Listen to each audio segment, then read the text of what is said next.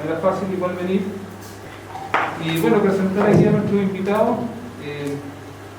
creo que por honor y todo, no necesita mucha presentación porque son unos grandes amantes de la ciudad, del patrimonio cultural, de la arquitectura. Pablo Artique, arquitecto muy especialista en el área de la arquitectura moderna, y don Rodrigo Gendelman, periodista de Santiago Disco, también muy conocido por el amor a la ciudad. En el diplomado, Rodrigo y Pablo, estamos viendo varias líneas de acción: una innovación, teoría del patrimonio, investigación y diseño de las preexistencias del patrimonio cultural, o cómo abordar esa imagen. Entonces, en ese contexto están también los profesores, y Pablo va a dar cuenta, va a exponer sobre la arquitectura moderna, particularmente lo que es la vivienda residencial, tanto colectiva como individual, del movimiento moderno. Y Rodrigo va a hacer una interacción en conjunto conmigo.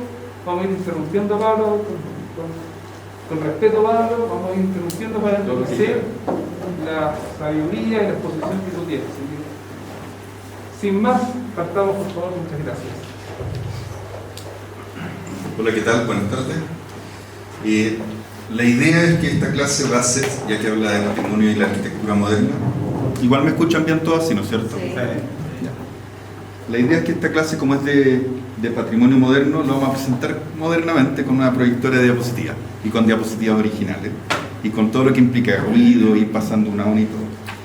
Les voy a hacer una suerte de bombardeo. Este va a ser un bombardeo de la vivienda unifamiliar desde los años 30 hasta entrados los 70 en Chile, y básicamente lo que significa el tema de la investigación desde el punto de vista empírico.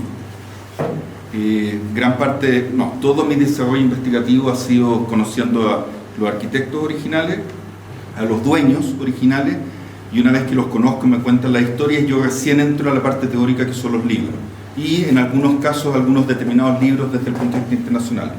Y lo que les voy a mostrar yo es parte de un proceso de trabajo que partí aproximadamente el 2008, más o menos 2008, y de ahí salió este libro que es Movimiento Moderno Olvidado, 50 viviendas de Santiago de Chile. Perdón, esta fue la primera, la revista 1 en 100, es argentina.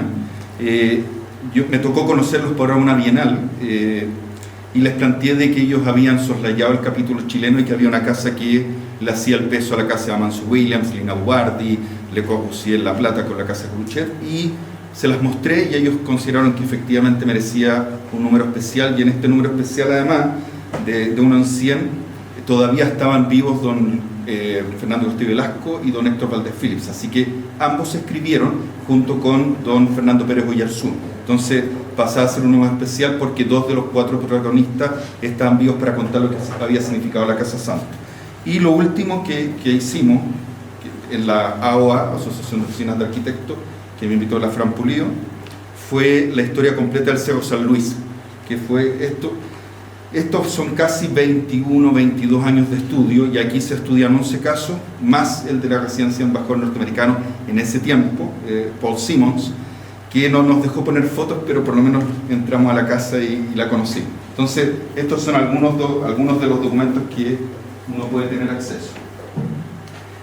Dentro de la investigación, lo que yo hago primero es ver lo que existe en Chile y después veo los paralelos con otros países. En el caso de la arquitectura moderna chilena, se da un fenómeno que es el periodo de la Segunda Guerra Mundial, y con la Segunda Guerra Mundial queda un poco relegado nuestro país de todas las que es la información europea.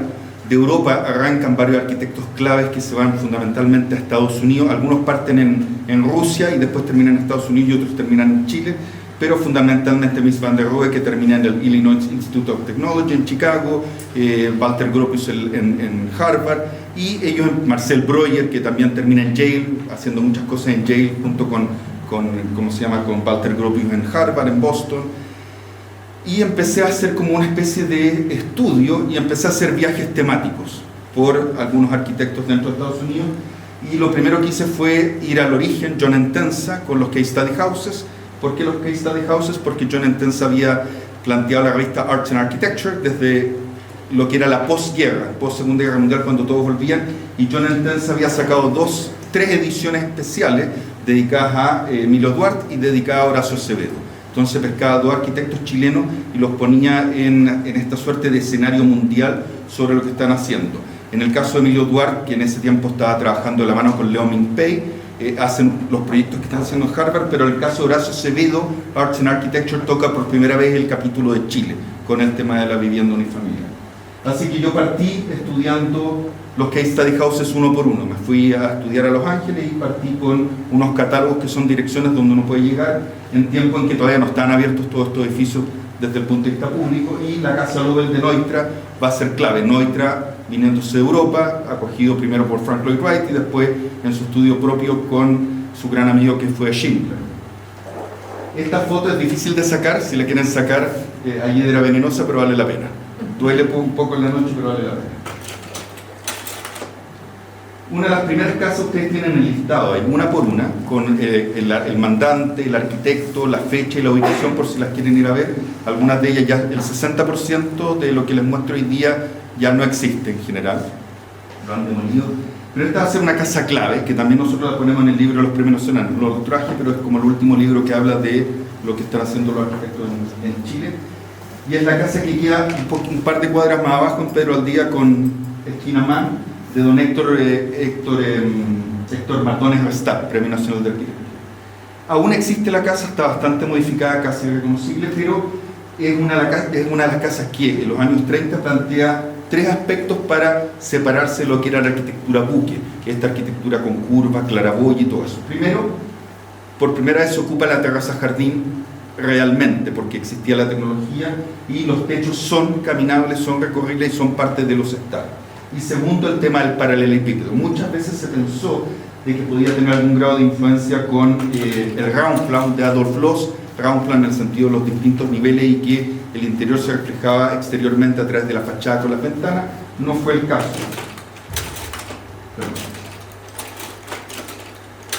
Ahí no fue el caso, era uno por piso, pero era interesante analizar este fenómeno de la composición de la fachada. Adolf Loos siempre planteó que las fachadas eran una resultante de cómo se habitaba el espacio interior y el tamaño de los espacios interiores.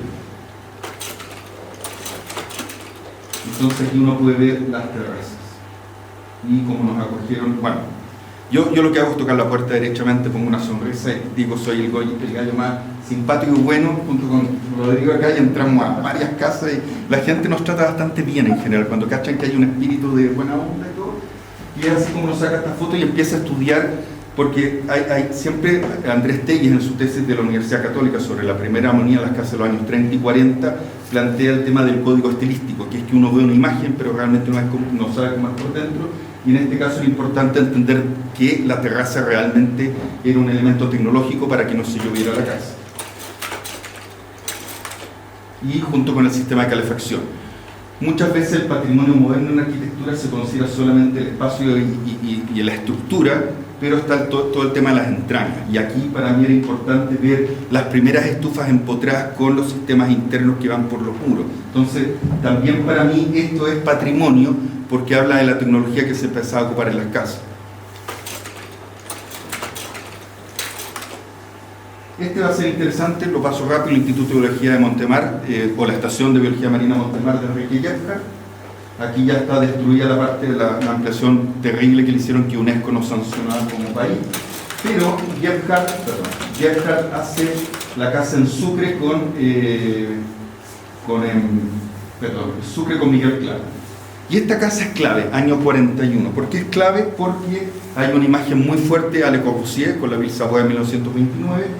Hay un tema tecnológico, el tema del pilotis. ¿Por qué digo tecnológico? Porque todavía está en experimentación el tema de las vigas en volado, los espacios, las distancias, las luces que tenía que salvar, el tema o la idea del vano corrido, la terraza.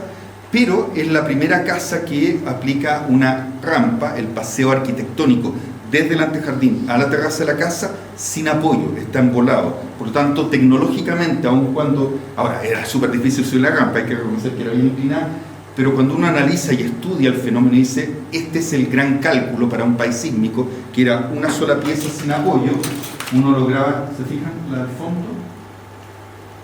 ¿Y por qué era tan importante también? Porque era el vínculo entre el espacio público y el espacio privado. Por lo tanto, el antejardín, que es considerado como espacio intermedio, aquí hablaba del paseo arquitectónico por primera vez en la historia de Chile, que es lo que estamos viendo ahí en volado. Pero la remodelaron y esto es lo que hoy día tenemos. Entonces, y aquí yo quiero ser súper claro, desde mi óptica, por supuesto. El único culpable acá, el único, es el municipio. No hay otro. Es el gobierno quien vela por cuidar nuestro patrimonio. No solo arquitectos, no solo inmobiliarios, porque no tienen por qué hacerlo. Las reglas del juego las ponemos todos nosotros como gobierno entre las personas. Y esta casa se perdió derechamente. Tampoco estoy en contra de que hagan esto, pero un municipio dice, oye, no tiene protección todo, hagamos el lanzamiento completo, todos los planos, fotografías, maquetas, y que quede en la historia, en la memoria, y las generaciones futuras la puedan estudiar. Vendrán dos casas de Emilio Duarte en Avenida Pucuro, muy cerca de acá, subiendo a mano izquierda. Y estas casas eran increíbles, había mucha influencia de Emilio Duarte. Entendamos que Emilio Duarte va a ser de esos afortunados que, yo voy a cortar la historia, pero que trabaja con Le Corbusier, después se va a Harvard, su profesor va a ser, Walter Gropius, va a trabajar para Walter Gropius, el tipo va a escribir en Arts and Architecture, va a tener esta visión holística de dos mundos, por un lado a un Le Corbusier, a un Walter Gropius, ambos como origen de la fábrica AEG de Peter Behrens, donde ambos trabajan en lo que va a ser el inicio incipiente lo que va a hacer después la Bauhaus. Recordemos que Peter Behrens tuvo a Walter Gropius, Le Corbusier y tuvo a Mies van der Rohe en simultáneo trabajando. Por lo tanto, cuando un Emilio Duarte va a trabajar a Estados Unidos a estudiar Harvard, él está absorbiendo todo esto, y quizá acá la influencia más fuerte es Mies van der Rohe, fundamentalmente con el IIT de Chicago, todo el plan maestro que significaba la universidad. ¿Por qué eran tan apetecidas estas casas de gran tamaño? Porque el jardín era muy profundo y permitía un desarrollo inmobiliario muy grande. Entonces, fíjense la profundidad del jardín. Espacios libres. ¿Cómo sé que son espacios libres? Hay unos pilares redondos metálicos al centro. Entonces, Duarte permitía casi plantas libres en el primer piso, que era el estar comedor, como un solo gran espacio, y los dormitorios arriba con vano corrido. Es lo que estamos viendo ahí. La piscina no era parte, pero sí la profundidad del jardín en tiempo en que Pucuro no tenía la profundidad que tiene hoy en día. Entonces uno ve la limpieza del primer piso, esta visión de una sola ventana corrida en el segundo piso, y este jardín al cual se abalcona todo lo que es la vista de los recintos, fundamentalmente los dormitorios, y hacia Pucuro todo el tema de servicios y baños. Y esta quizás es la imagen más clara de lo que es el detalle. Cuando digo la imagen más clara, si es que alguna vez o han ido al IIT de Chicago, todos se paran en algún edificio Mies van der Rohe, ven el tema de la albañilería, todo el diseño del ladrillo y el trabajo en la esquina. Aquí uno ve el marco de madera que calza justo en la hilada de ladrillo, que está puesto en perpendicular, no en horizontal. Por lo tanto, el trabajo de albañilería tiene un trabajo de composición estética muy elaborado. Y eso requiere además una técnica del maestro, que es cómo hago los planos para que calce eso y efectivamente se pueda construir la casa. Por lo tanto, hay una visión de la modernidad muy clara, que es lo que trae Emilio Duarte a su vuelta o a su regreso de lo que él está estudiando. Esta casa es una rareza, desde Tapia Chuaki. Están arriendo, ahí le puse para que si alguien quiere decir quiero arrendarla, pero realmente la van a ver, aprovechan de verlo. Y este también es un homenaje a Le Corbusier.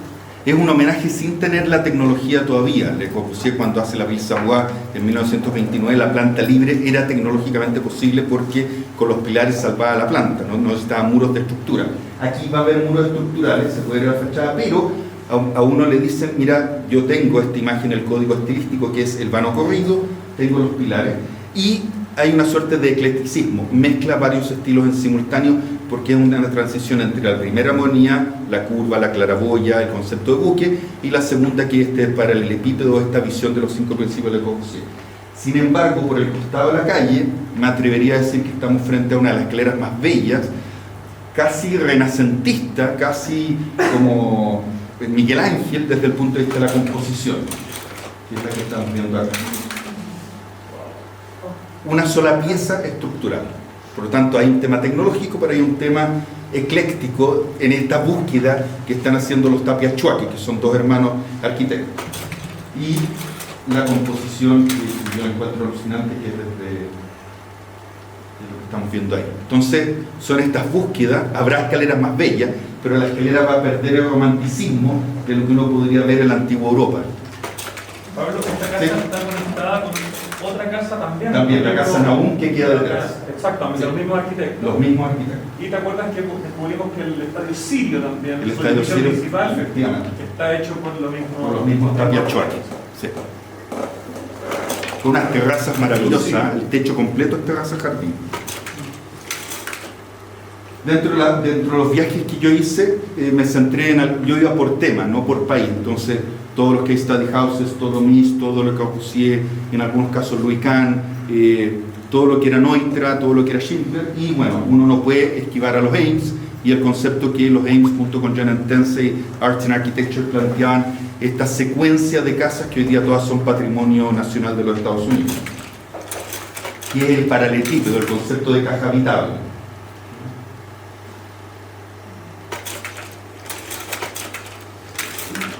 Y a raíz de los Ames venía, ahí también lo tienen ustedes con fecha y todo de cada una de las revistas, Progressive Architecture, Arts and Architecture y todo, venían los chistes desde la arquitectura, que era cuando yo ya empezaba a dejar de entender lo que estaba planteando el movimiento moderno, y en el fondo era, usted golpeó y sale un cavernícola porque la gente común y corriente no entendía este paralelepípedo o la caja habitable. Y la misma arquitectura se mofaba de uno mismo porque decía, estos gallos son básicos, son elementales. La casa perdió ese romanticismo, perdió la estética y ya no la entiendo, estos volúmenes que entran en el salón. Por eso parto con los Ames y después uno llega a otras casas más complejas desde ese punto de vista. Y el chiste también es muy bueno porque no es al azar la casa al lado, ¿se fijan? A dos aguas, el antejardín, las plantitas, la ventana cuadriculada. Aquí la abstracción es completa. Ahora, la abstracción original va a partir nuevamente de Adolf Loos, con el concepto de Raumplan y el proto-racionalismo y después el racionalismo. Y a raíz de eso vendrá la gran casa, que es la casa de doña Herta Hennig, de Stern, de donde Siderio Stern en Ciudad Goicoechea todavía existe. ¿Y por qué? Puse el chiste antes. Porque esta casa la municipalidad no quería que se hiciera. Primero porque los estacionamientos daban a la calle y eso arruinaba la estética de las mansiones de Isidro Goicoechea de la época. Segundo porque no era estilo neoclásico, que era lo que se buscaba en Isidro Goicoechea con las grandes mansiones, desde el loteo de la familia Lyon y otras familias más, que sale, la explico tangencialmente en la AOA. Entonces ella, una señora de 17 años que arranca el holocausto, no voy a contar toda la historia, pero arranca el holocausto, manda a hacer esta casa y es una casa con una visión moderna. El capítulo número 10 de la temporada 2012, Federico Sánchez y compañía le dedican un capítulo completo a ella, sin quererlo. Ellos dicen, pero finalmente termina siendo todo el capítulo de Doña Herta, con las fotos originales. Entonces, esta era la visión. La escalera caracol era porque doña Herta planteaba el concepto moderno del derecho a la libertad. Mis hijos vienen al segundo piso, entran y salen cuando quieren. Yo los eduqué, ellos sabrán cómo se van a vincular con nosotros desde un punto de vista social, pero ellos tienen esas libertades de acción y la casa se abría en una forma de L, recibiendo el sol de mañana, que son todos los dormitorios del segundo piso, y el brillo soleil en la tarde, que es cuando le da todo el sol en la parte posterior. Aquí Walter Reis, que firma como diseñador, que lo vimos con Rodrigo hace un par de semanas porque sacaron el cartel de ADT, de seguridad.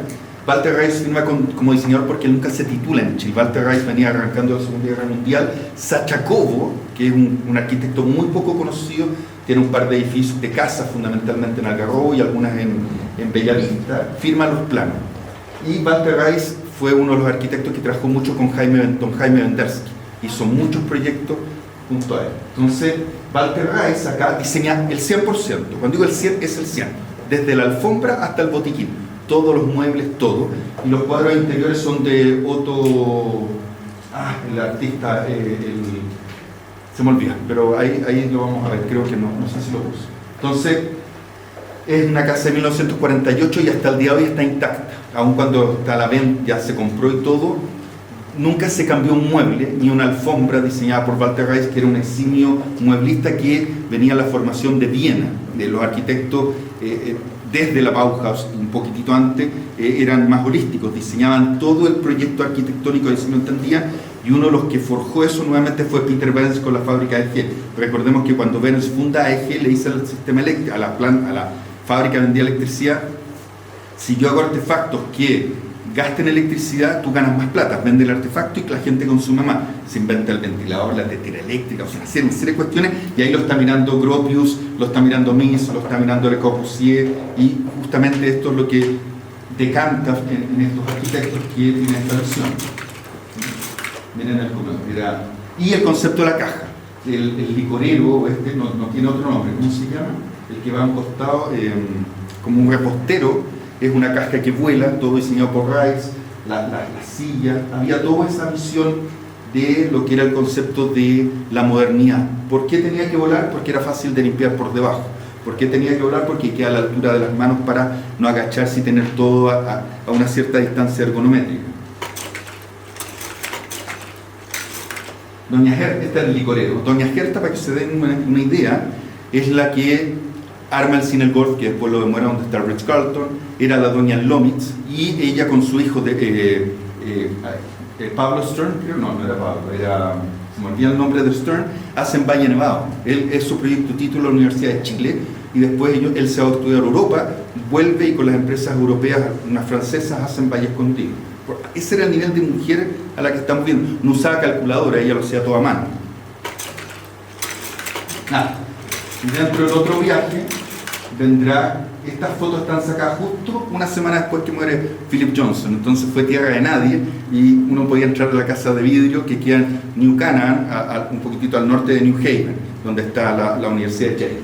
Entonces hoy día uno vive con varios meses de anticipación y puede hacer el tour de la casa de Philip Johnson, que fue como el gran... Mies van der Rohe ahí rompe con Philip Johnson. Habían hecho el Seagram Building juntos, porque Philip Johnson podía firmar como arquitecto y hacer la alianza estratégica, y ahí rompen porque en el fondo es la antesala de la casa Farnsworth, pero Philip Johnson la construye más rápido después de haber visto el anteproyecto de Mies van der Rohe. Mies nunca se lo perdonó, y bueno, Philip Johnson después se viene a vivir acá, que era un gran predio en las afueras de New Haven.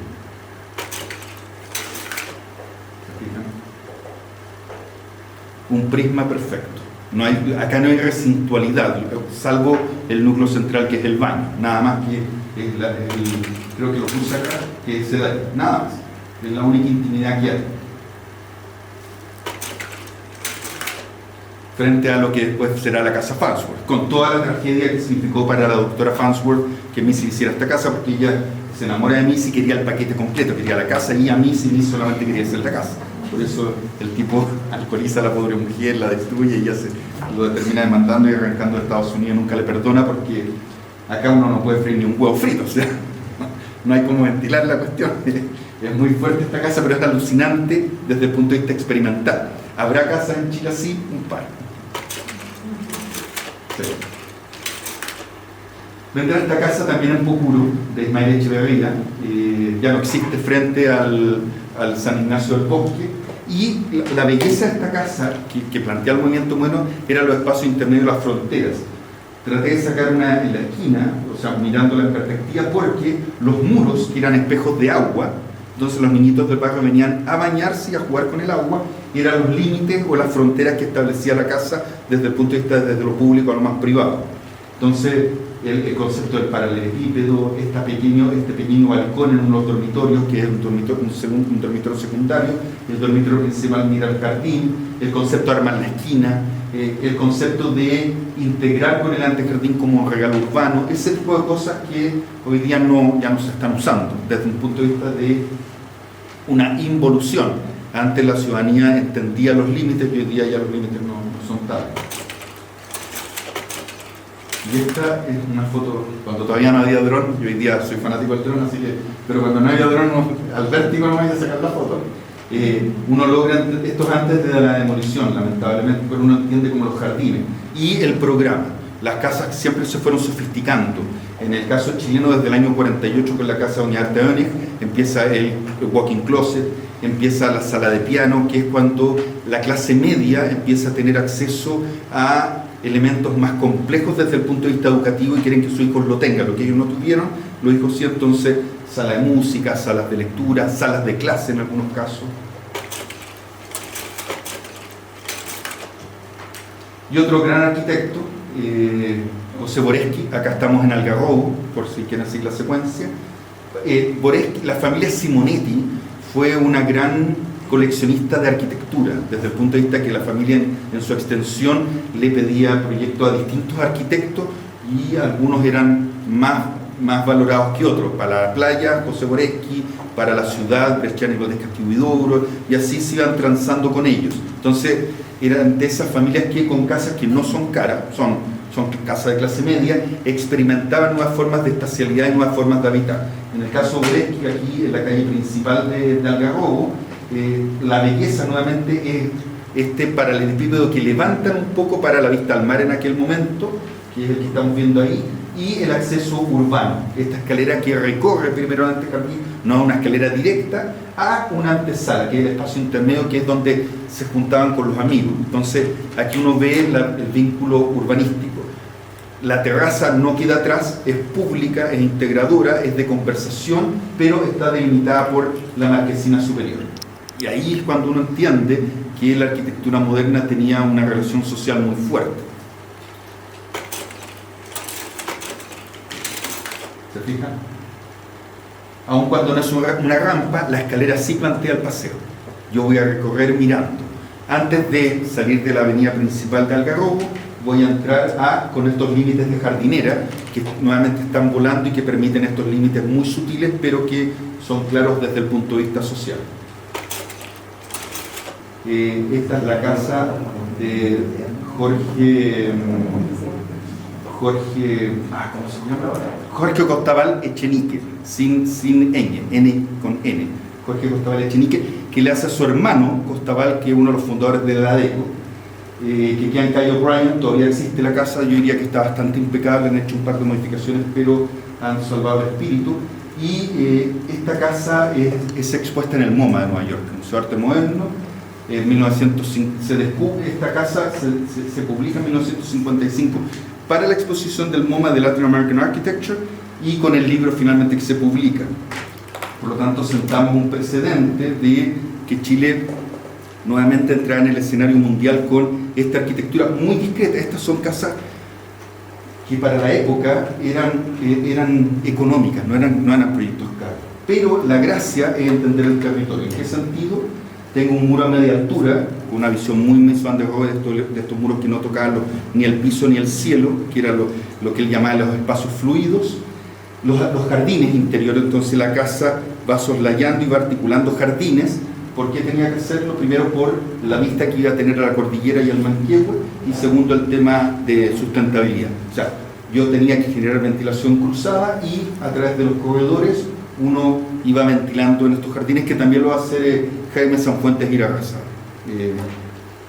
De hecho, Jorge Costabal fue el primer arquitecto chileno en la zona del trópico, de toda la zona de Honduras, Costa Rica, en que no habían arquitectos, que va a construir proyectos de arquitectura, hospitales, residencias para embajadores, aeropuertos, y eso todo se perdió. Lo tratamos de rescatar hace décadas atrás con Cristóbal Molina, y como no fue un buen papá, los hijos votaron todos. Entonces alcanzamos a rescatar un par de cositas que están en el archivo de la Universidad Católica.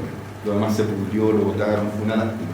Pero ahí tenía todo el patrimonio de lo que él había hecho en Centroamérica. Y esta casa va a ser clave, justamente para la arquitectura mundial desde el punto de vista del movimiento moderno y cómo ha filtrado en el caso de la arquitectura chilena.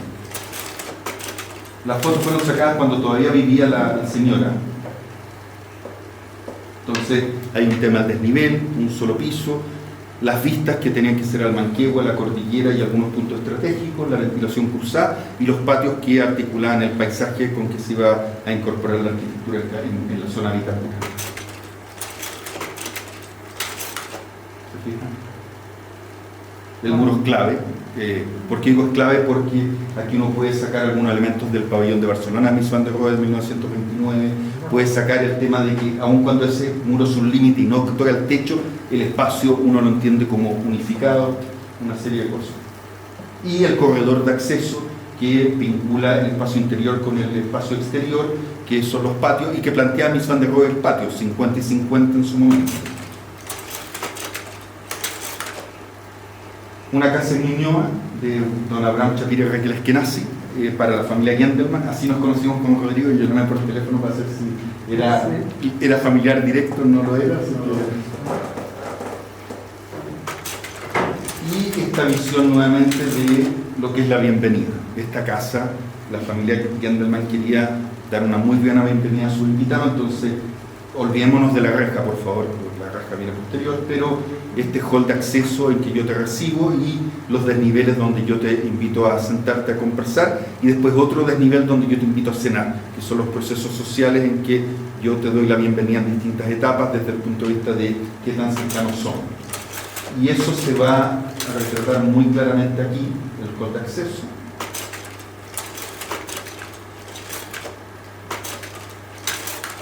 Hasta el licorero que daba el comedor. Entonces, y aquí es clave, es un licorero diseñado por don Abraham Chapira Raquel Eskenazi.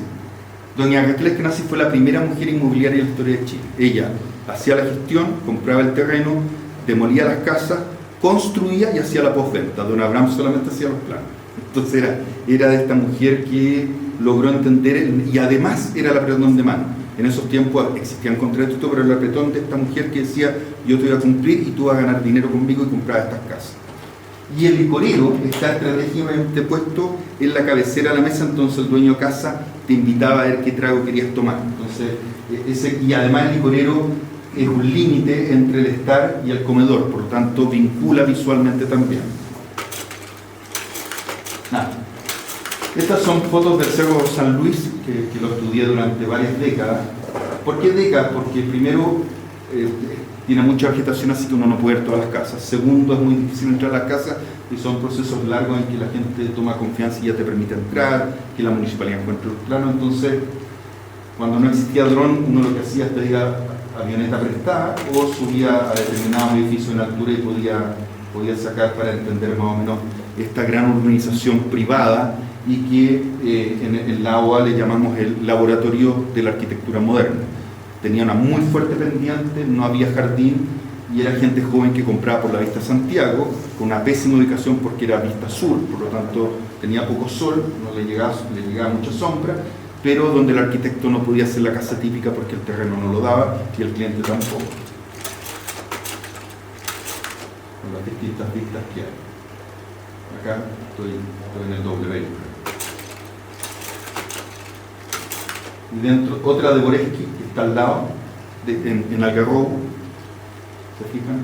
Una visión muy similar, olvídense del segundo piso, esa fue una ampliación, pero estas casas con este balcón, terraza, de integración, la reja no existía, eran solamente los muros de pirca, de piedra, y el interior, acá sí pude entrar. Entonces, fijan, esta jardinera curva, que es el límite, me permite ver para afuera, pero genera estas fronteras que las hace la arquitectura con un programa dado. Esta es la primera casa del Cerro San Luis. A mí me llevó muchos años y mucho equívoco. El arquitecto que firma es Jorge Costabal Echenique, pero son tres arquitectos, ahí yo los puse, y el verdadero arquitecto acá es Horacio Acevedo.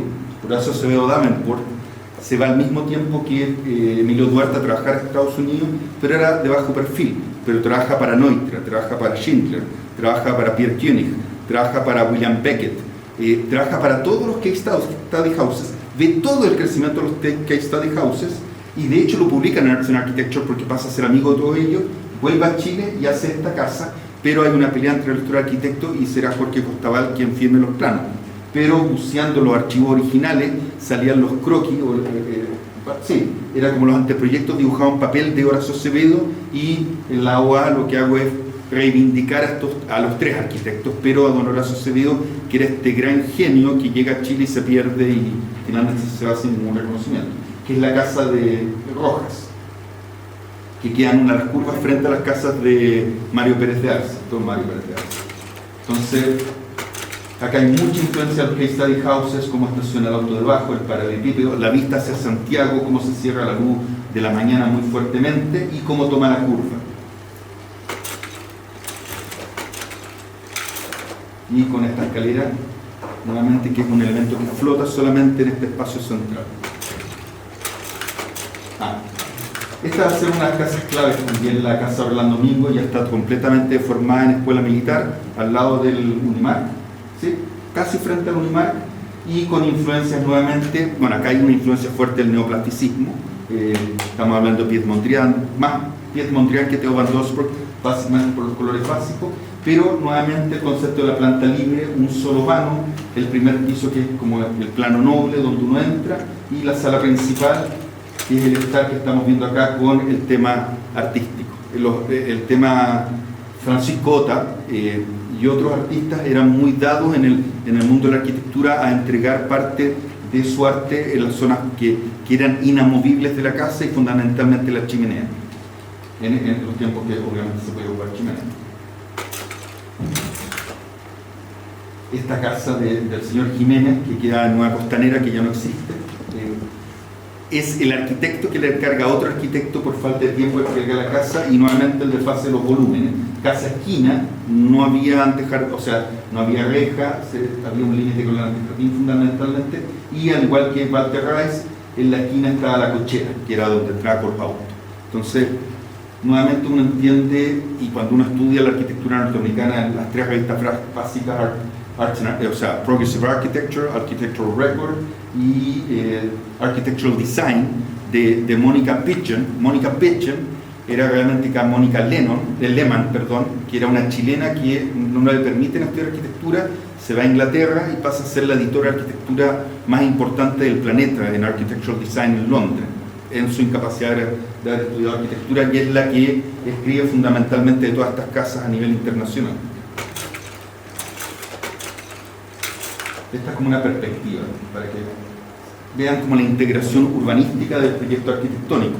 La visera integra la cochera o el estacionamiento, hay una pequeña jardinera que es el límite, y se tienen que separar los volúmenes para que se entiendan los programas. Esa era parte también de esta pequeña separación o este viso de espacio que permitía que los volúmenes, aun cuando eran uno solo, se separaban para plantear esa perspectiva, velocidad y una serie de cosas más. La casa del doctor Gabor, de Jaime Vendersky, que queda en Alcántara, remodelada magistralmente por un alumno de acá, un arquitecto titulado Juan Luis Martínez. Está impecable, diría yo, la conservó impecable. Detrás del Villa María Academy, en calle Alcántara. ¿Se fijan? Nuevamente con el tema artístico. Y bueno, las historias que van contando los distintos personajes. Es muy interesante cuando uno entiende el por qué se hace ese proyecto de arquitectura y cómo el arquitecto logra, no sé si convencer, pero le vende esta nueva forma de habitabilidad, y son de estos clientes que están dispuestos a experimentar esta nueva habitabilidad. Acá don Jaime proyectaba todo, todos los muebles. Esta casa en Francisco de Aguirre, en Vitacura, ya no existe, pero yo he encontrado dos casas a nivel de la arquitectura moderna que tienen murales públicos. O sea, cuando el tema artístico era un regalo a la comunidad, Francisco Ota era el artista que hace varios proyectos de arquitectura que he mostrado, y que es este mural de acá abstracto. Ahí está la firma de Ota, un poquito más abajo a la derecha. Y nuevamente, bueno, se perdió el mural. Lo rescataron el mural los arquitectos que hicieron el proyecto cuando el inmobiliario lo propuso. Rescatan el mural, lo ponen en una casa, y en la casa, la dueña de casa considera que es feo y lo pinta blanco, y se perdió. Y tengo que demostrar eso, obviamente, y aquí era cómo se había catastrado cada una de las piezas para salvar el mural. Nuevamente, siento que ahí es un municipio, el de Vitacura, el que dice, oye, te compro el mural, lo tomo y lo pongo en valor. ¿Por qué lo tengo que poner en valor? Porque este mural era para el público, no era un mural privado. Ergo, el municipio debería decir, sí, tiene que seguir siendo patrimonio de la comuna de Vitacura, porque siempre lo fue en su origen. Pero bueno, no siempre tenemos a las personas que logran entender esa visión de país de futuro. Y este era el interior. Yo entré a la mala acá. No me metieron preso, pero entré a la mala porque en mi desesperación pesqué una escalera, subí, llegó para Ciudadana, me quedé varias horas hasta que se cansaron y de volver a salir. No sé si lo haría de nuevo. Yo creo que sí, porque como soy soltero no digo eso. ¿Qué es lo peor que me puede pasar? Que me cagan a patada en una comisaría, pero no tengo la explicación a nadie. Esta es muy linda. Esta aquí en Calle Sucre está intacta hasta el día de hoy. Es de estas locuras haitianas. Es una casa diseñada solamente a partir del triángulo.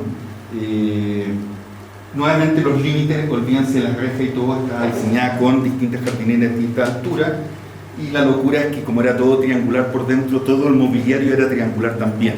Era Barassi, estaba egresado de arquitectura y le permiten hacer esta casa con una influencia de Le Corbusier muy fuerte, que es la que estamos viendo acá. O sea, cuando uno saca la reja, se dan cuenta que los límites eran el antejardín, lo transforma en jardineras en distintas alturas. Entonces, tengo el antejardín, pero es un regalo nuevamente urbano. Tengo el antejardín, pero hago los límites con distintas alturas hasta llegar al muro superior, que es otra jardinera. Entonces, como un jardín escalonado. Hasta el diseño, que lo encontré magistral, de todo lo que es las cajas de escaleras con los... Ya a esta altura son vitrales. En el caso de Frank Lloyd Wright, acuérdense que era la espiga, todo lo que era la pradera norteamericana, y él diseñaba todos estos colores naranjas, cafés, rojos, que era la espiga y el cambio otoñal, cuando uno va a Oak Park en Chicago y recorre todas las casas. En el caso de acá era más compositivo. Y las publicidades, que eran claves. Yo me guío mucho por las revistas en los chistes y las publicidades, porque era cómo vendían la imagen de esta modernidad. Una señora impecable que estaba siempre incólume, que cocinaba con la cocina norteamericana. Recuérdense que Nixon y Kissinger hacen la gran competencia de la cocina abierta americana con respecto a los rusos y de cómo ellos tecnológicamente tienen una cocina impecable. Entonces, de piso a cielo el espejo, un solo espacio, un solo elemento que es la cama que es, aun cuando la matrimonial está separada en dos, que era el tema de las autonomías, ahí ven las patas, una serie de cosas que iban a ser claves.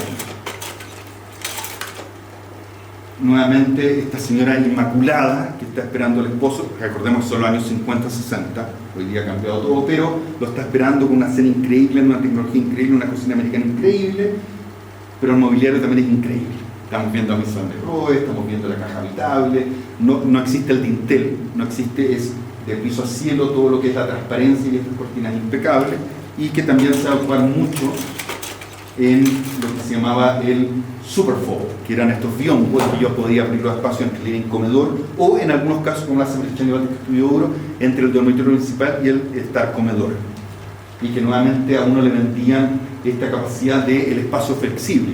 El primero que plantea el espacio flexible es Thomas Rietveld con la casa Schroeder, que es cuando él abría todos elementos con lo que él llamaba el espacio centrífugo, que la planta empezaba a girar, todo se abría y quedaba un solo gran espacio.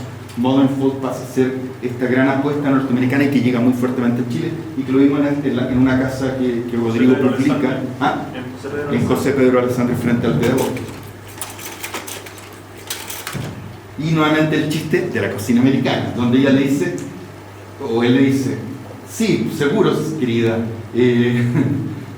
cuando existían los buenos días en que el tipo se sentaba a leer el diario con la pipa mientras la señora cocinaba, y acá estamos viendo a la verdadera señora, con el moño todo a sudar, los cabros chicos corriendo. Yo le podría decir a todos que se quedaran fuera de la cocina, pero ya no puedo porque a un arquitecto brillante se le ocurrió que es la cocina americana, la kitchenette, así. Entonces, el cabro chico jugando, el perro, y él todavía no está entendiendo que la integración de la cocina con el estar comedor ahora hace que se junten dos estilos de vida: el esposo que esperaba la cena y la señora que sudada entera después se tenía que vestirse a la Inmaculada y decir, amor de mi vida, acá está todo servido. Entonces venía este quiebre en la arquitectura gracias a la unificación de los espacios, y nuevamente el chiste es desde la arquitectura, no nos critican desde fuera, somos nosotros mismos los que estamos viendo este quiebre. Yo viajé con 80 rollos en el último viaje y me dejaron entrar a todas las casas y gasté los 80 rollos. Tuve que buscar durante horas una tienda que vendiera rollo y encontré otra tienda y le compré todo. Y después la aduana querían pasar por Rayueque y fue trágico, me picaron, me tuvieron detenido, pero no pasaron por Rayueque porque los podían velar, era meticito cultural, pero no, todo diapositiva. Pero, por ejemplo, la otra que fuimos a esa casa de mi lugar. No, ahí ya estoy digital, es que ya no existe la diapo en Santiago. No, No, ya no existe. Por eso esto es lo último, el último gran viaje en diapositiva. Sí. Este fue mi máximo, este es como mi Everest. Yo, dentro de la arquitectura no tiene Everest, este fue mi primer gran Everest, junto a un gran amigo Pierre Acelot. Esta la tienes en Facebook, de hecho, así como en la portada. Pues claro, en Facebook, que es la casa de Carlotta Stoll, la casa de Pierre Koenig, donde han hecho todas las grandes películas. Y aquí la Fundación Schindler me dice, mira, preséntale esta tarjeta a Carlotta Stoll y ella te va a recibir más amablemente. Nos topamos con una reja, no sé, de 6 metros de altura, 5 metros y tanto, y la escalamos nomás con Pierre. Y caminamos varios kilómetros hasta que le tocamos la casa a doña Carlota y nos dejó entrar. Y nos contó la historia completa de esta gran casa de Pierre Koenig, porque Carlota estaba casada con un arquitecto, el arquitecto no se atrevió a hacerlo en las laderas de Hollywood. Estas son las fotos del gran fotógrafo, se me olvidó, Julius Schulman. Y doña Carlota siempre odió a Julius Schulman porque después se rejuntaron, décadas después, antes de la muerte de doña Carlota, porque ella no sale en las fotos, son modelos, y esos no son sus muebles, los pusieron para la fotografía, entonces nuevamente había una economía en cómo ella habitaba y cómo no habitaba, y esta foto, ella me decía, ¿cómo limpio los vidrios? Porque la vieja, o sea, ella de ahí es para abajo, o sea, uno se mata, no es como que uno cae paulatinamente, uno se muere, entonces tuvieron que hacer un caminito, pero sin reja, entonces ella, porque allá no hay como nana, entonces tenía que limpiar mirando y encima tenía limpio los vidrios. Era muy loco, que es lo que estamos viendo ahí. ¿Ven el pasillito? Yo no me imagino, ahí está Pierre fue un 7 porque él le hablaba, y yo sacaba fotos y él nos contaba, entonces era como toda una estrategia para quedarnos ahí en esta gran casa. Que es quizás el ícono norteamericano de la arquitectura moderna de la caja de vidrio habitable, sin lugar a dudas. Y por supuesto, no podía, salir medio oscura porque eran diapos, pero era como... yo ahí tenía la historia directa de Pierre Koenig, de cómo llegó, cómo se gesta el proyecto de arquitectura, el concepto de la caja, el tema del vidrio. Por eso mostré las publicidades del vidrio, de piso a cielo, no había dintel, no había viga, una serie de cosas, que es la casa número 22. La casa Erota de Cristian Bosa, originalmente para la señora Washholz, que era la mamá de Luis Izquierdo, Premio Nacional de Arquitectura, casado con la Antonia Lema, Premio Nacional de Arquitectura. El padre de Washholz, que era ingeniero, le guía como diante del proyecto y se enamora en el camino don Cristian de Grote de la señora Washholz, se casa y pasa a ser el padrastro de Luis Izquierdo de 5 años y lo forma y hoy día es el gran arquitecto que todos conocemos. Lamentablemente esta casa la demolieron, la compró el mismo dueño del Captucal de Viña del Mar, y así como hay seres humanos que pueden destruir una cosa, pueden destruirlo todo, y miren lo que hizo durante años. Todo en madera, nunca lo usó, que votaba, lo hizo sin permiso, tenía partes, multas, hasta que demuelen la casa. Esta casa salió en todos los libros de arquitectura latinoamericana e internacional. Y bueno, nada que hacer contra eso. La Ville Savoie, 1929, los 5 principios de la arquitectura moderna, y quizás el ícono de la arquitectura chilena a nivel mundial. Yo la he postulado tanto en la revista 100 como en otras publicaciones nacionales e internacionales, que es la casa más importante de Latinoamérica, o Iberoamérica en el fondo, quizás desde México hasta abajo. Le gana a Manso Williams con la Casa Puente, le gana a la Casa Curuchet, le gana a la Casa Lina Bubardi, que es su casa de vidrio. No hay un parangón. ¿Y por qué? Primero porque uno entra por la terraza. Fíjense, este es el nivel calle. No hace la casa encima porque no mata lo que dicen los griegos, que es el genio del lugar, el espíritu del lugar. Y el espíritu del lugar es ver el mar. Si yo pongo la casa encima, obstaculizo la vista, que es el origen del genio del lugar. Segundo, el paseo arquitectónico, que se lo hace por dentro de la casa. Bresciani Valdés, no, era Valdés Castillo Huidobro, todavía no estaba Carlos Bresciani, lo hace con la escalera hacia el centro, que es el jardín, con la terraza jardín. Entonces tengo la terraza jardín, tengo el paseo arquitectónico, tengo el pilotis porque se levanta en 4 o 5 B cortas estructurales, y esas B cortas que cruzan la casa dejan la planta libre. Por lo tanto están los 5 principios de la arquitectura moderna, pero respetando el territorio y el genio del lugar que era Papúa.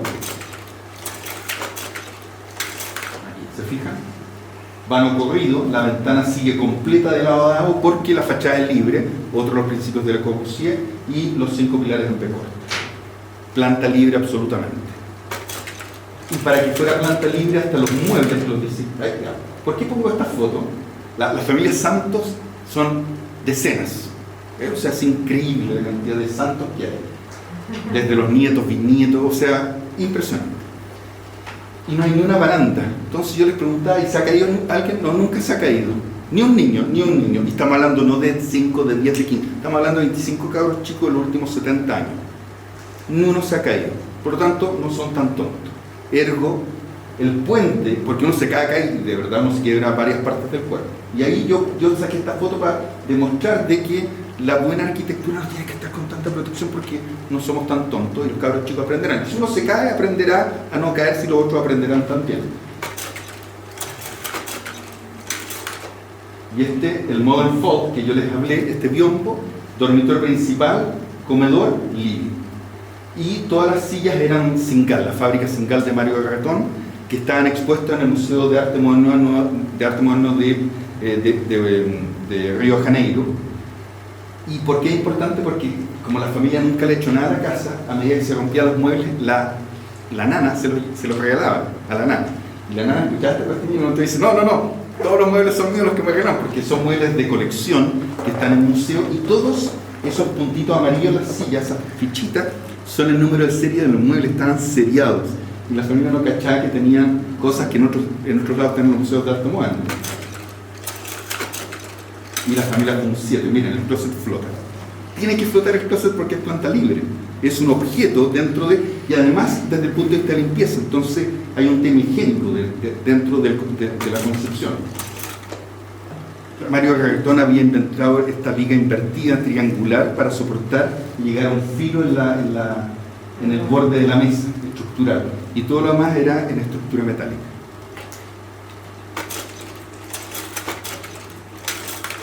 Y ahí estaba Fernando Castillo Velasco con la familia Santos, que era la amistad que finalmente tuvieron casi con toda la familia. Ellos hicieron cerca de 500 proyectos de arquitectura. Una casa que entramos con Carlos, me demoré 19 años, pero entré, 19 años, que es la casa del doctor de Negri, que funda Jardín del Este de Emilio Duarte, una casa increíble. Esta foto es mía, mi compromiso era no mostrar fotos que sacar ese día, así que voy a cumplir mi palabra de honor. Y esto es todo lo que pueden ver, pero está en pie, impecable. La quieren vender por si alguien tiene muchos millones de dólares. Pero es la única casa inmaculada, perfecta, que se conserva en la historia de Emilio Duarte en Santiago de Chile. Esta es muy loca, esta casa. Carlos Alberto Cruz Claro, hijo de Carlos Alberto Cruz Izaguirre, nieto de Carlos Alberto Cruz Montt. La genealogía de los Carlos Alberto Cruz. Que es la casa de Alfonso Gresmato, un soltero que jugaba golf y que lo hace en la cumbre del Cerro San Luis tipo pagoda, que hoy día está remodelada con una especie de doble casa tipo mariposa. Carlos Alberto Cruz Claro es uno de los arquitectos que hace la Torre de Santa María, la Torre Entel, entre otras cosas, en conjunto con otras oficinas como la Torre de Santa María con Donit de Sansón y Alemparti Barrera. ¿Bien? ¿Ah? Así es. Una pagoda, planta libre, tiene núcleos, al centro están los baños y al centro de la cocina. Era una casa de 2 dormitorios, así de simple, muy básica para un soltero. Él después se casa y termina vendiendo esta casa a un coleccionista de arte británico. Y con una piscina alucinante que se hace posterior, no estaba permitida por normativa la piscina, y la piscina es parte del proyecto arquitectónico. Ese era el dormitorio de Alfonso Gresmate, que miraba al club de golf. Entonces él bajaba e iba caminando desde su casa, entraba directamente al club.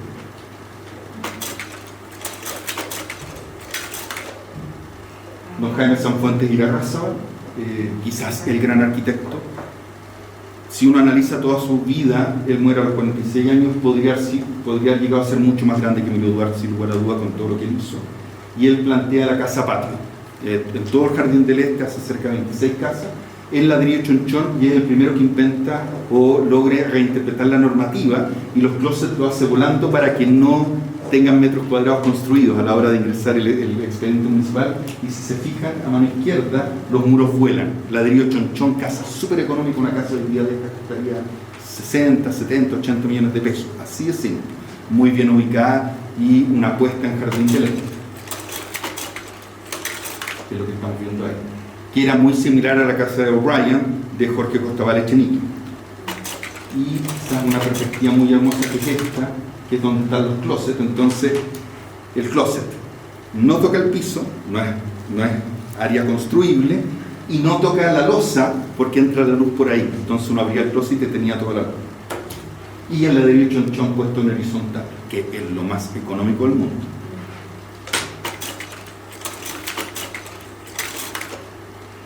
Dentro de los viajes que hice, también yo buscaba arquitectos que nadie conociera, como Raymond Capi.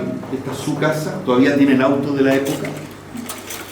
Raymond Capi de Los Ángeles, California. Era para mostrar que no solamente uno de los clásicos, sino que, y la última, que es la Casa Roja de Jaime Sanfuentes, que hoy día ya no existe como tal y está completamente modificada. Nada. Y esta casa de Pablo Guido Fequete, en calle Holanda, casi esquina Carlos Antunes. Pablo Fequete con Rodolfo Bravo Valdés para la familia Pollack. Nuevamente los límites estaban dados solamente por este acceso que marcaba la composición. Jaime Guido Fequete era polaco, llega a Chile y es uno de los grandes. Él gana el concurso de la Villa Olímpica junto con el grupo Tau, taller de arquitectura y urbanismo, que eran los hermanos Mardón. Miren qué hermosa composición, solamente marcando el acceso, como este elemento que es plástico, muy neoplasticista, de plano, línea y punto, que plantea Piet Mondrian, Theo van Dorsburg y otros más. La casa está prácticamente igual. Está igual. Están con algunos colores cambiados. Así es, nada más. Y aquí, este fue un hallazgo. Como la Universidad Católica tiene una postura y una política de entregar la mayor cantidad de conocimiento, yo me iba a estudiar los veranos, a uno le pasaban todas las revistas, y va buceando, y fíjense el muro a uno de los costados, y lo encontré en una publicidad: construya con bloques. Bueno, lo voy a volver para atrás. Entonces, ¿cuál es la gracia? ¿Copié? Sí, pero realmente yo estoy vinculándome con las publicaciones norteamericanas, por lo tanto yo empíricamente puedo demostrar, teóricamente y no hipótesis falsa, de que los orígenes de la arquitectura moderna norteamericana eran mucho más fuertes que las influencias europeas, a través de la publicidad, de los productos que se vendían y todo. Ahora, como yo no alcancé a conocer a Pablo Fequete, sino que a su hija y a su yerno, nunca supe si lo compró directamente de Estados Unidos o simplemente lo copió acá, lo construyó acá, desde el punto de vista constructivo. Y los planos de época. ¿Se fijan que el auto es rectilíneo? Es como Madman. ¿Sí o no? Yo diría que... Lo digo fuera de... Sí. Esta es mi favorita, esta es alucinante. Esta es la Casa Tejas, un mito, que detrás del Mercurio, su jardín original eran 100 hectáreas. 100, detrás del Mercurio en Santa María Manquehue. Y la casa, yo la conocí personalmente, no éramos amigos, pero me quería mucho, doña Ada Servi. Yo la conocí a los 98, esa señora. Y era una señora, pero seca a los 98, lúcida, todo. Y esta señora se casa con Narciso Goicolea Esposa, el dueño de todo Vitacura, desde el San George hasta Lo Castillo. Todo era de ellos, de la familia Goicolea. Y Narciso Goicolea era un hombre de futuro, y él decía, no es que dijera, nunca lo dijo, igualdad de género completamente. Y él manejaba aviones. Entonces se casa con doña Ada y le dice: mi amor, yo manejo, usted maneja. Va a Texas, compra el avión, se lo trae volando y le enseña a volar los aviones Stinson. Y ella, como era la alta alcurnia, lo invitan a jugar bridge a Mendoza, va con su mejor amiga a Mendoza en pleno agosto, y en el Paso de los Libertadores bloqueado por unidad. Se vuelve súper triste. Y él, todo esto contado por ahí, y él la agarra y le dice: a ver, para, acá nadie llora, si no puede ir en auto, anda en avión, para eso sabéis volar. Y la vieja toma a su mejor amiga en un Stinson, que es un mosquito, en medio de una tormenta, cruza la cordillera Holante, juega bridge, vuelve y pasa a los anales de la historia de la aviación mundial. Era la primera mujer y una de las primeras personas en un Stinson en cruzar la cordillera Holante. y la revienta a nivel mundial. Y don Narciso dice, a igualdad, hace lo mismo y muere. Entonces, y ella se queda con Vitacura. Pero él antes de morir, antes de hacer eso, para premiarla, le hace una pista de aterrizaje en una chacra, que es el club de planeadores de Vitacura. Entonces la señora, y cuando él muere, la señora a Mauricio Espuy Ricard le dice, quiero mi casa. Y es esta gran teja que es como un ala de avión, con planta libre completa para ella, con su pista de aterrizaje de aviones ahí. O sea, ese nivel de ser humano estamos viendo en que ella no andaba en auto, ella andaba en avión y aterrizaba en su casa, en esta casa que era una planta libre completa. Fíjense, ahí está realizando las obras. Imagínate, o sea, son personas que están adelantadas en 50, 60, 70 años a las normas sociales, a la habitabilidad social, porque está en una planta gigante de 600 metros cuadrados libre. Ella articulaba los espacios interiores. Y ahí está con su amiga, la primera aviadora chilena en cruzar la cordillera de los Andes, sin cacharlo. Y la amiga súper piola, en sentido pegada, en la medio de la cordillera cruzando Juan Bridge. Y salió en la zigzag, salió en la revista EVA, todas esas cuestiones, se fijan, ahí está. Ada Servi de Goicolea. 1948. O sea, estamos hablando de 70 años atrás y los límites que nosotros nos ponemos son límites sociales. Ella no tuvo ningún límite porque su esposo le dijo los límites no existen. Y no existieron tampoco para la arquitectura. Hoy día vive doña Alexa Schiss, que está bordeando los 90, los 100 también. Increíble la señora.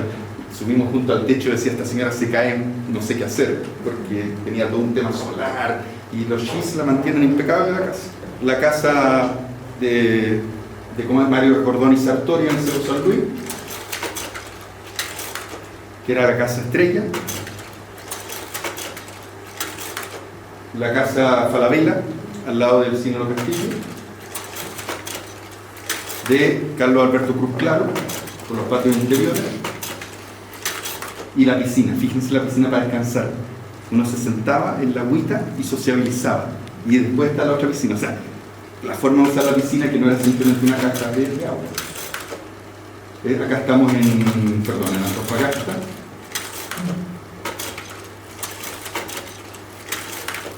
Nuevamente el concepto mirando al mar y todo, las terrazas. El chiste.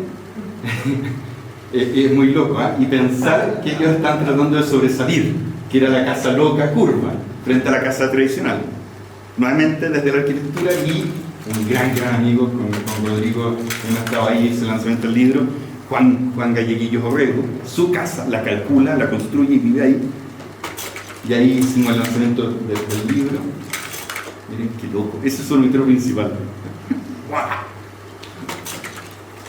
muy rápido con su claraboya.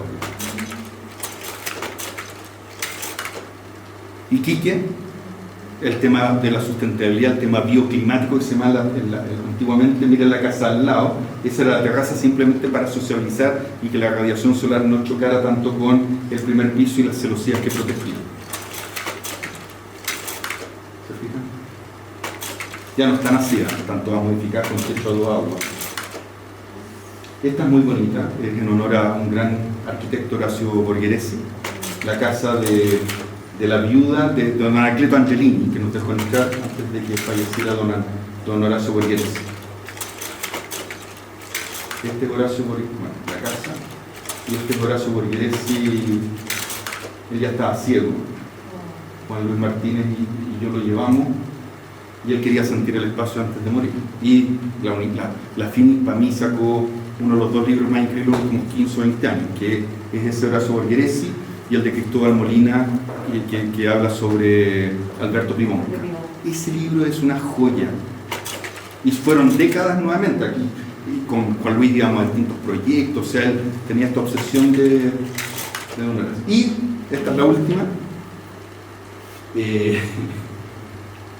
Esta casa existe en Chile y no, es la pura diapo para que ustedes se metan a Adicto Chile de Gentleman, porque fue un cueazo y logramos entrar a la casa idéntica, copiada, que queda en Viña del Mar en Chile, copiada textual, todo. Así que la pueden buscar, hay fotos de dron y todo, para que se entretengan y todo.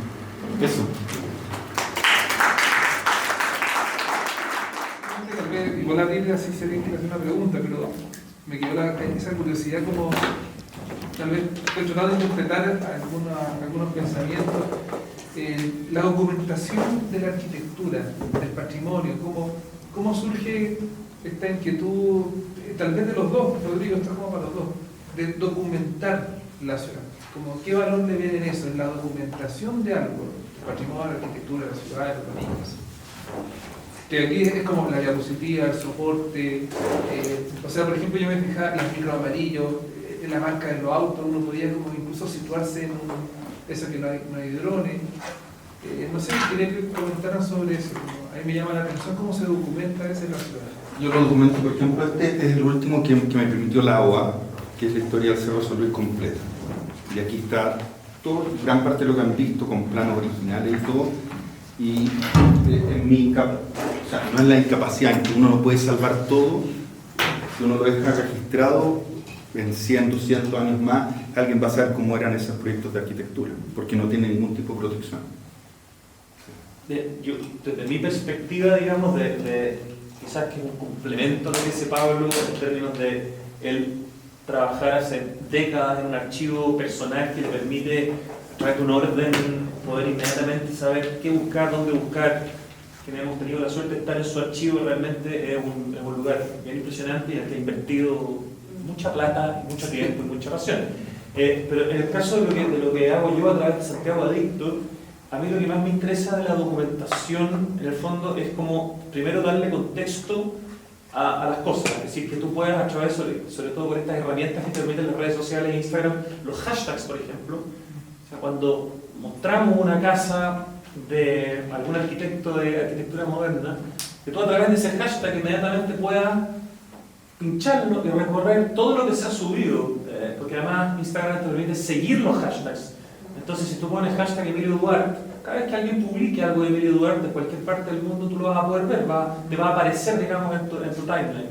Entonces, desde el trabajo que yo he estado haciendo estos 10 años con Santiago Adicto, lo que más me ha interesado es como la documentación, evidentemente no tan profunda como lo trabaja Pablo, pero sí para generar contexto, para que las personas puedan ir siguiendo la obra de distintos muralistas, escultores, artistas urbanos, arquitectos, gente que se dedica al tema del paisaje, e incluso los mismos fotógrafos que suben obras de arquitectura o que suben paisajes, y por lo tanto eso para mí es una de mis principales como misiones, es generar contexto.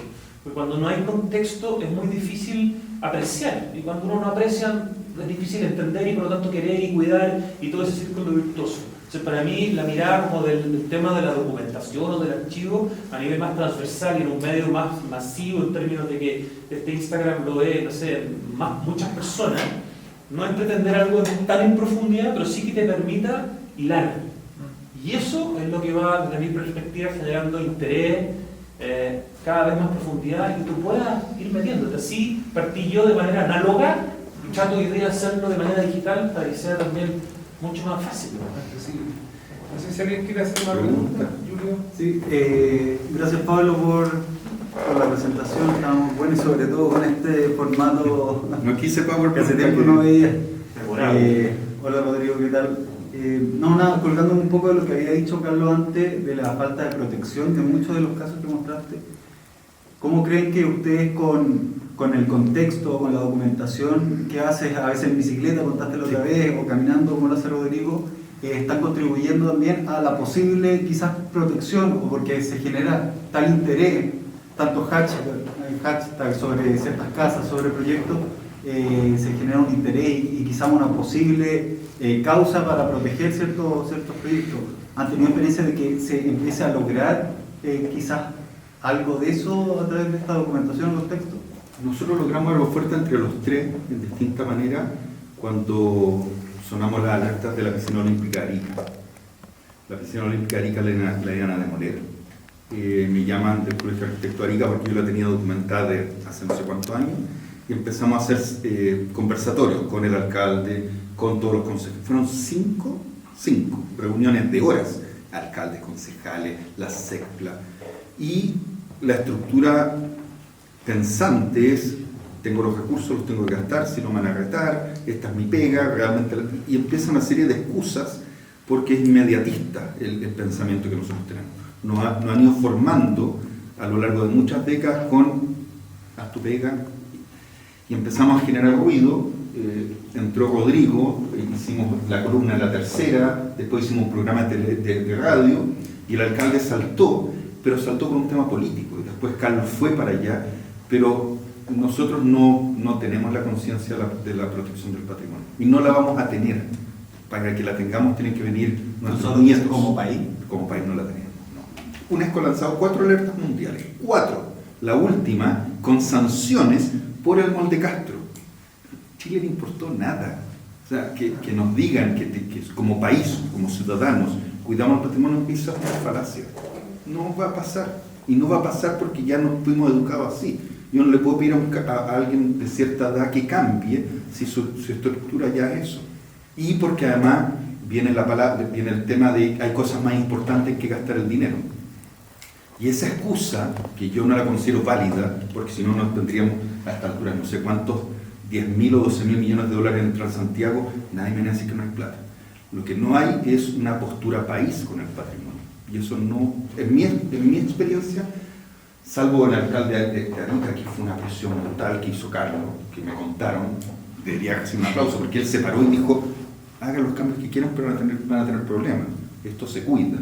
Pero si no está él, no se salva esa piscina. Es la única piscina en el planeta que tiene el cubo de agua sobre tierra. Es la única en el planeta. Es la única que tiene las partes estructurales en un país. O sea, era tan brutal y el alcalde decía, sí, pero es que ya están los fondos, la subtere, las ECPLAS, que ya está el proyecto, es que no cumplen la norma olímpica. Y es como, en el fondo son excusas. Y las autoridades son las que nos cuidan, no el ciudadano. Yo no tengo por qué pedirle a una señora que cuide su casa. Tengo que decirle al país que, oye, como lo han hecho con todas las casas, la casa de la Cascada, la casa Farnsworth, toda la obra de Gaudí en Barcelona, yo calculé, ¿te acordás que lo conversamos? En Barcelona, la Sagrada Familia junta 80 millones de pesos día, solamente en entradas, 80 millones de pesos. Todavía no he comprado la chapita, no he comprado una bebida, 80 palos. Si uno quiere hacer todo el tour de Gaudí en Barcelona, se echa 300.000 pesos, solamente en entradas. Y nosotros, teniendo cosas igual de espectaculares, no tenemos las personas que logran entender esa trascendencia. No sé. Sí, no, yo lo único que quisiera agregar es que creo que eventualmente las redes sociales hoy día permiten hacer algún tipo de presión que a veces logra su objetivo. Probablemente es el Bazar Kraus, que es donde está el edificio de espejos que está frente a la catedral. Si hubiera pensado demoler hoy, a diferencia de los años 80 cuando se demuele, probablemente el escándalo habría sido tan grande que algo quizás habría pasado. No sé si se habría evitado su demolición completa, no sé, pero probablemente habría sido más difícil. En los años 80, en plena dictadura, sin redes sociales, sin la conciencia que hay hoy día del patrimonio, uno de los edificios más impresionantes de Santiago se botó y se construyó un edificio de espejo que la única gracia que tiene es que refleja a la catedral. Y en ese sentido, esta pega de poner en valor me parece que es fundamental. Y en ese sentido, ojalá también hubiera muchísimos más medios que se dedicaran a esto. El problema es que hoy día tenemos también una decadencia en términos de los medios de comunicación y por lo tanto hay menos medios que están poniendo en valor. Por eso, los que estamos en el mundo digital tenemos ahí una responsabilidad importante. Solo para terminar, yo hoy día entrevisté al curador de una muestra que hay en el Centro Nacional de Arte Contemporáneo de Cerrillo, que se inauguró recién, hace unos días, a propósito de la Facultad de Arquitectura de la Chile en Cerrillos, que es un espacio que duró 20 años, entre el 57 y el 76, entre el 58 y el 76, que en el fondo la dictadura de alguna manera hace que el proyecto deje de estar ahí y pone la Escuela de Carabineros en este espacio, pero es un lugar increíble que todavía queda parte importante del espacio, pero nunca más lo pudimos ver, han pasado casi 50 años, está cerrado a público, pero que existe esta pequeña muestra. Hoy día yo entrevisté al curador, que esto permita, digamos, ir haciendo una bola de nieve, eventualmente podría permitir que Carabineros el día de mañana nos muestre el lugar, que podamos ver qué es lo que exactamente queda, que tal vez el día de mañana el lugar se pueda convertir en otra cosa y deje de ser una escuela de formación de Carabineros, porque hay una mezcla de arquitectura y arte integrado bien increíble, en un lugar que está completamente como perdido en nuestras cabezas. Entonces, hay ciertas oportunidades pero el diagnóstico macro yo comparto con Pablo. Tenemos un problema de país de no querer reconocer muchos de nuestros Paso lugares, bajo y sobre todo con la arquitectura moderna. Es muy difícil. Miren, paso bajo nivel Santa Lucía. Hay dos en el mundo, el otro está en Venezuela, pero nosotros tenemos el más grande de arte cinético. Lo vandalizaron los mismos ciudadanos. Y entre gallo y medianoche en la noche pintaron con una capa maravillosa de plomo, pintura ploma. Yo fui y decía, esta empresa es perfecta. No había una mancha en el piso, secado a una rapidez enorme, con goma plástica y una sola pasada. En vez de cuando uno pinta como 2 o 3 veces, y yo lo miraba y decía, y yo no escuché ningún escándalo, no pasó nada. Nosotros con Carlos nos conocimos todo esto, Con eso, fue un proyecto Con de CIF. limpiar, cuando todavía estaba mucho menos que fracasado, Claro. con CIF, pues lo iba a financiar leve, de limpiar con CIF el mural del paso bajo nivel. Evidentemente tuvimos bastante negativa ahí de algunos organismos del tema de la restauración y la conservación, una verdadera paradoja, no sé, era como ridículo, ¿no? No podíamos limpiarlo porque le podíamos hacer daño cuando se está cayendo a pedazos. Bueno, pero ahora es monumento, desde hace algunos meses, y eso quizás es una oportunidad. Y ojo que el mensaje viene desde el gobierno en su momento de Ricardo Lagos. ¿Se acuerdan estos gallos que rayaron la piedra a los 12 ángulos? Y que el gobierno de Chile les puso abogados para defenderlo. ¿Cuál fue el mensaje? Oye, no es tan grave. Los metieron a la cárcel a ellos. Y nosotros, no, mira, te voy a poner abogado. Terminó siendo un narco, ¿se acuerdan que lo metieron a la... Pero el mensaje para todos nosotros fue, oye, qué exageración, oye, ayudamos a estos pobres cabros. No, que se sequen. Y el mensaje que llegue es, viejo, cuidemos lo que tenemos. Si otros países lo cuidan y les va el descuido, nosotros empezamos con todas estas cuestiones, no es conversable. Hay cosas que no son, para mí, quizás en este vuelvo, cosas que no son conversables. O sea, púdrete por lo que hiciste. Y ese país te da un mensaje. En Japón, ¿se acuerdan para el terremoto? No robó nada a nadie. Se ayudaron. Nosotros lo primero que hicimos en el terremoto fue ¡zas! O sea, Hay un tema de educación ahí. Sí. es un tema país. No, es que yo trabajo en el gobierno, yo te puedo hablar desde el Estado. Y un tema de educación que debemos, y que es parte de estas charlas de lo que están haciendo ustedes como especialistas en patrimonio moderno, y también desde el Estado de tener políticas para sensibilizar y que la gente valore el patrimonio moderno. Ahora el patrimonio moderno no solamente no está reconocido por el Estado, porque la gente tampoco lo ha querido proteger porque lo encuentran contemporáneo, no lo ven vulnerable. Justamente. Entonces, en ese sentido, creo que no es que podemos generalizar que todo el patrimonio está como vulnerable, que somos un país rasca porque no cuidamos el patrimonio. Estamos en pos de hacer ese proceso, pero creo que la arquitectura moderna es la que está más atrás, porque en el fondo al chileno le gusta la arquitectura contemporánea, es decir, colonial, neoclásica y para contar. En el fondo, no. Aquí es un edificio que lo he visto siempre ahí, desde que estaba ahí, que no lo veo como antiguo, o no lo veo con grietas tan... porque en el fondo está mejor construido, pero no significa que esté menos vulnerable, porque como son viviendas unifamiliares, no hay una comunidad grande como las villas, que esas sí como han podido ser como recuperadas, porque la comunidad tiene un valor como emocional. Pero yo creo que hay varios temas como de difusión y de sensibilización para que se pueda valorizar este patrimonio. Pero son procesos larguísimos. No sé cómo estamos ya en el tiempo más o menos. Estamos a un minuto. Sí, no, solamente era decir que es súper interesante lo que expusieron Pablo, tal vez Rodrigo, conocemos mucho también tu trabajo y creo que también fue parte de las exposiciones, es decir, ver patrimonio, estamos hablando de patrimonio y estamos viendo pura obra, por así decirlo, casi contemporánea, 50 años, 60 años, y eso también es como hablar de ese futuro, del patrimonio futuro que decimos tanto con las Fran, que es importante porque en el fondo transmitir buena fotografía se afina el ojo de las personas, no solamente los especialistas, el gallo experto en patrimonio, en restauración, sino que se va afinando el ojo, se va conociendo. El Mural Santa Lucía estaba incógnito en el fondo. Sí. Entonces la fotografía, el Instagram, el live, el hashtag, la diapositiva, esa experiencia moderna también, te fijas, o sea, aquí no vimos nada, por así decirlo, como neoclásico. No. Hablamos de patrimonio toda la hora y vimos como el futuro de esto, como un desafío. Así que eso es como lo interesante y agradecerles. Pues yo creo que Rodrigo y Pablo... Lo que yo hago es que tiene que ser empírico.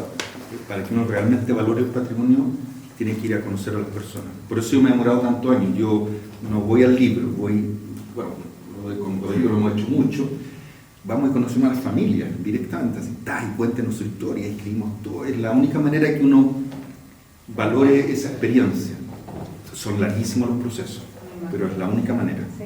Por eso en la casa de Eduardo fueron 19 años, hasta que murió la dueña, que odiaba a los arquitectos y no dejaba que nadie entrara. Si necesitamos más como tú, que no se multipliquen y sensibilicen a la gente, porque cuando tú llegáis como al mundo de la arquitectura, pero anda a hablar de un niño que, no sé, un cabro de 11 años que hiciste la arquitectura moderna, o que por qué tiene más valor una casa versus otra, porque tiene un pienso y tiene una manera de estudiar el hábitat humano, bueno, y todo lo que sabemos que son. Pero eso es una política de Estado, por ejemplo. Si alguien dice, ¿saben qué?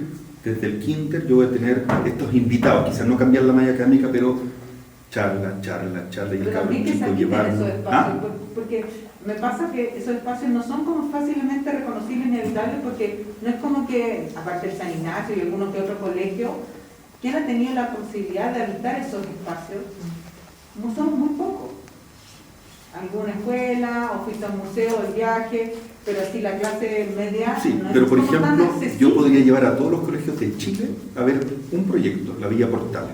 Por ejemplo, que era como Hasta antes de la arquitectura. pandemia, estamos hablando de no cientos, varios cientos de arquitectos del planeta que llegan, oye, he visto que me quieren, oye, he visto que me quieren. Era un tour que uno se le paraba los pelos. El último que yo fue un equipo de Australia, los gallos alucinaban, y es gratis. Hay 34 o 36 murales de Ricardo Irarrázaval, los primeros murales de arte cinético en la historia de Chile, público. Uno puede ir uno por uno. Pero imagínate que hubieran profes de arte que llevaran a los cabros a eso. Cambiaría la visión, Absolutamente, ¿cachai? sí. Hay que convencerlo, hay que convencer en el fondo con argumentos y con repetición a muchas personas en Chile, incluidos los profesores, de que eso es patrimonio. Y para eso la difusión y Y el no solo el contexto museo. es súper importante. Mira, acá al lado, la Unidad Vecinal de Providencia, 60 obras de arte de Abraham Frente Tumansky, 60 públicos. Pueden pasear por todos los murales. Pero es el Estado. Yo siempre hago la distinción. Es nuestro país el que nos tiene que cuidar. No somos nosotros, porque si no al final el Estado pasa a ser secundario. No, pues son... Benjamín Vicuña Maquena, son tipos como esos los que... Pero bueno, son mis frustraciones. Sí, te entendemos. Hartos mensajes. Muchas gracias. Muchas gracias.